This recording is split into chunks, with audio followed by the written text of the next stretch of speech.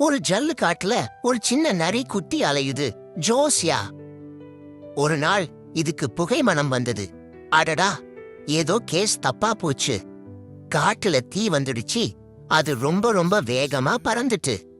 ஆனா இந்த நரி குட்டி கூட ஒன்னும் பயப்படல.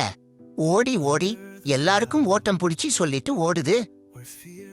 இதுல இந்த நரி குட்டி சொன்னதால எல்லா ஜீவன்களும் ஓடி தப்பிச்சிட்டாங்க. அடடே, இந்த லட்டு கரடி கூட தூங்கிட்டு இருந்ததா? நரி குட்டி வந்து கத்தி எழுப்புச்சு.